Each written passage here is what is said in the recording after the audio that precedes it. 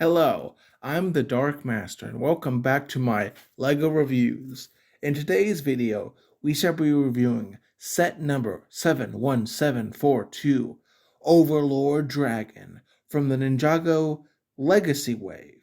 It comes with 372 pieces in 3 bags and comes with 2 figures. As always, let us start with the minifigures.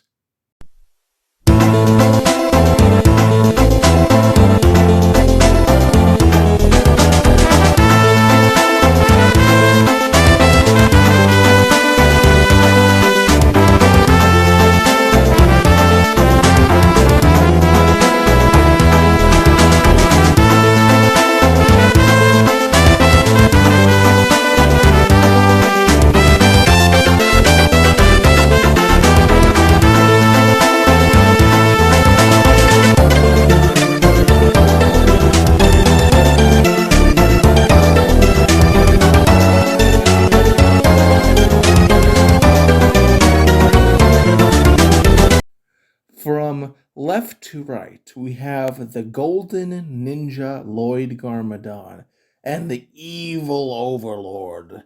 Let's start with the hero of the set. Starting with the head, the figure has the Legacy Ninja hood wrap, molded in gold and green. Nothing new, but it's still a nice mold, and it's always good to see recolors of a mold. Upon removing the ninja hood wrap, we see that the Golden Lloyd, unlike the previous ones, has a regular yellow Lloyd face. While this does make him distinctive from the other Golden Lloyds, the fact is that it's still a generic face seen in every other Lloyd minifigure prior to the Island Wave. On the other side, he has a happy laugh, and on one side, he has a determined frown. It's really nothing special at all. So it somehow comes off as unique, but also nothing at all. This extends to his armor, which has a snowflake pattern and is molded in gold and can hold a singular katana, but it's not new and has been seen before. Going down to the torso, it's again nothing new with some okay dragon style printing. Removing his armor, we see his back printing, which is admittedly pretty cool, but is sadly not seen when the armor's on, and is again nothing really new. He has golden arms and hands. Going down to his legs, he has some of the green belt print and other prints that are perfectly utilitarian, but again are not new. For weaponry, Golden Lloyd wields a golden katana, which is again perfectly average. Overall, a decent to below average figure that's really nothing we haven't seen before. But now let's go to the real draw of the set, the Evil Overlord. This is actually the second Ninjago Legacy Overlord. Here's the other one for a quick comparison. While I did praise that version, I must say that this version, in addition to being a more accurate recreation of the original figure, is just better in almost every way. Now, you might be asking how. After all, this guy lacks 4 arms, and he doesn't have a chainsaw staff. Well, for one thing, as I said before, it's a far better recreation of the original Overlord minifigure, but it also has a lot other positives that we will see as we work our way down. The Overlord bears the very same helmet piece from the original figure.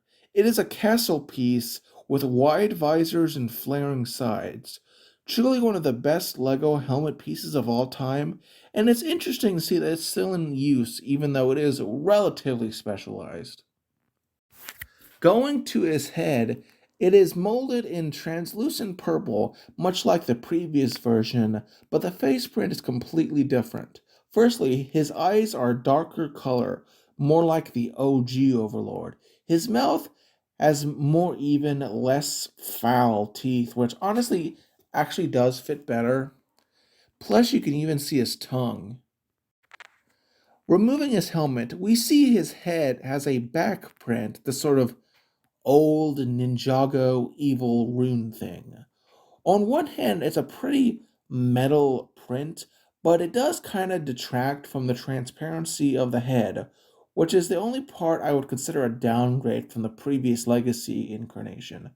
Though again, with his helmet on, it really doesn't matter. You don't even really notice it's translucent until you remove the helmet. Going down, we see the Overlord uses the armor of Mr. E molded in gold, positioned backwards. Again, this is a really nice armor piece that not only covers a accurate recreation of the original golden armor that is sadly no longer used, it also doesn't really cover up the torso printing at all. Speaking of, let's go over that now. The torso, in combination with the Paladins, does a genuinely good job at capturing the Overlord's golden ribcage esque armor. You see the symbol on the chest and the golden belt. We also see the sort of dark purple mist that is his true body consists of. It has a sort of ethereal look to it. The back print displays a golden vertebrae column, which only enhances his sort of skeletal appearance. Again, removing the armor does expose a little more, but again, unlike in a lot of cases, not a lot of it is covered up thanks to the choice in armor. His arms are black and he has purple hands. Moving on to the legs, he uses the Ninjago ghost piece molded in opaque black and translucent purple. Can I just say how interesting it is that such a, on the surface, specialized piece has actually survived for so long? Not just in Ninjago, but spreading into other LEGO themes such as LEGO Nexo Knights and LEGO Hidden Side, even getting into the licensed sets like the Ghostbusters. It also captures the ethereal nature of the Overlord instead of the original version. I mean, the slow piece of the original was fine, but it's really dated. In fact, I don't think LEGO even really uses those sorts of slow pieces in minifigures anymore, except when they're making like a statue of a minifigure. For weaponry, the Overlord uses a translucent clip first seen in the Marvel superheroes theme to wield what is a lightning piece molded in translucent pink. Not my first choice of coloration, but still perfectly fine, and is a decent aesthetical usage. But now that we are done with the figures, let us go to the star of the set, the build, the Overlord Dragon. Now, you might be asking yourself, wait, if this is the Overlord in his dragon form, how can he be an Overlord figure in addition? Is he literally riding himself? That's a good question. Anyway, let us start with the head and move our way down. Firstly, we have this new molded dragon headpiece, which, in addition to being used here, is also used for the Island Dragon set and Wojira. In this case, it is molded in black and gold and possesses a distinctive purple eye print with numerous particle effects. I must say, these gnarly teeth really capture the look of the original CGI dragon, which was very uncanny in terms of appearance. I know a lot of people really hate molded dragon heads and they much prefer brick built heads, and I agree brick built heads can look good, but I don't like the idea that the entire concept of specialized pieces being abandoned. I mean, for Pete's sake, it looks perfectly fine. The old ones were bad because they were too large, in all honesty. The mouth can be articulated open to a frankly disturbing extent. We also see it has a pink inverted circular plate that represents a tongue. Taking a closer look, these jaw pieces, we can see it has several attachment points that can attach Lego pieces. In the Overlord Dragon's case, he has a chin spike, two beneath his chin, plus a sort of short chi slope, and one spike on top, which is poking out of a blue circular plate. The head is attached to a highly articulable ball joint short neck segment. It is pretty blocky, but I will use this as an opportunity to talk about all of his many blue pieces. Now, in the show, the Overlord is black with purple highlights, and honestly, the purple pieces don't really bother me. These navy blue pieces, however, they just look off. You might say in response, well, these are just some of the colors that these pieces come in, and it's very expensive to mold them a new color. But you would be wrong! Every piece here has been molded in black at some point in the past. Indeed, we shall see a particularly egregious example when we get to the wings and legs. So this was an aesthetic choice, and I have to say I don't particularly enjoy it. The neck, for what it's worth, can articulate very well, much like the head. And moving to the torso, we see he has a little neck thing, which has many blue car pieces, before seeing a stout chest, and from here we can see a notable build on the bottom where we normally don't see such extensive builds. It is this golden rib cage that further connects the dragon to the figure. He even has a translucent pink lightning piece, originally seen in like Emperor Palpatine. Going further down, we come to the dragon's shoulders, where we see two things. One, a foldable horn piece that is articulable. Second, his wings. We see they have a permanent bent thanks to a Nexo Knight shield molded in navy blue. We also see black pieces, such as these teeth and this slope. Now, if you're curious as to why not all of the slope pieces are black, don't worry about it. Going to the hand, we see he has black fingers made out of exo-force arms with purple claws that can be articulated up and down. The outermost finger can even go side to side a little bit. But what about the wings proper? Well, they use these Hero Factory sword pieces molded in purple. The first part of the wing can be articulated back and forth. Some have said that the wings are too skeletal, saying they needed to use a cloth piece as they use in several other dragons. And while yes, it would have made it look more like the show, I actually think the wings work in this specific context. You see, he's not actually a dragon. Rather, he's this evil spirit taking on the perverted, parodic form of a dragon. So the fact that his wings are not all there actually does make a level of sense.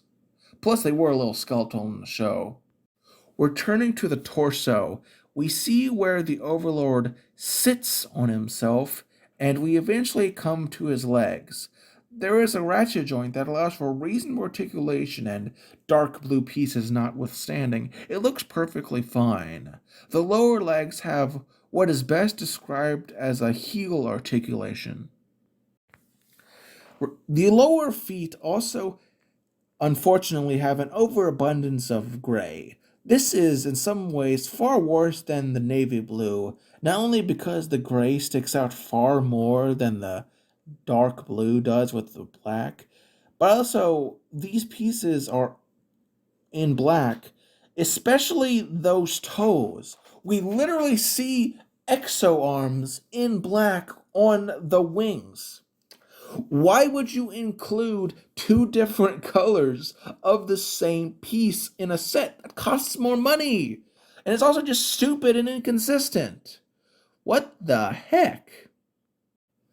Going to the end of the torso, we see he has the old style of tail that can easily swing side to side but can't be articulated up and down. The first segment has smooth sides, two cheese slopes, and a spike. It is perfectly good. The second and last segment of the tail has a far more jagged reptilian sides, with a little quarter circle plate on the end. On top, he has two spines and two other spines that can be articulated upwards thanks to a joint. Then he also has another pair of purple Hero Factory blades that really greatly extend his final length. I know I normally talk about the pieces before the build, but honestly, I liked the build so much in the set, and whatever I would say there would become redundant for stuff I would discuss later on. I decided that in this specific case, I would just hold off to now. But here are the images of the pieces that you might be interested in. Really, the only thing that I would add is that the translucent purple inverted circular plate really is a good piece. And also, the leftover pieces are not much to write home about, again, unfortunately. So, what are my final thoughts? Both figures are good, even if the hero is somewhat forgettable and the Overlord is secondary to the build. Speaking of, I think this is hands down one of the best dragon builds of the entire Ninjago theme. Sure, the blue and gray pieces can be a little annoying and they do personally bother me, but they literally can all be replaced by a single trip to Brinklink or any other website that sells individual Lego pieces. Beyond that, I also believe that this set, above all, illustrates the point of Ninjago Legacy the best. This reimagining of an old or forgotten aspect to Ninjago, it is honestly the only fully revamped or new set that we never got before this, and fills a gap that is admittedly pretty large and pretty old from a logical point of view. Even with its flaws, this is my favorite Ninjago Dragon I've ever had, and is perhaps the closest to perfection a Ninjago set that has ever come. I easily would give it a 9.5 out of 10 if I regularly used graded stuff like that. I don't normally include numbers because honestly, that just encourages people not to actually watch the video. But I wanted to make a specific exception to the set because I truly believe it is worth buying no matter the price. I am the Dark Master, and join me next time on my LEGO reviews. Have a wonderful day, everybody.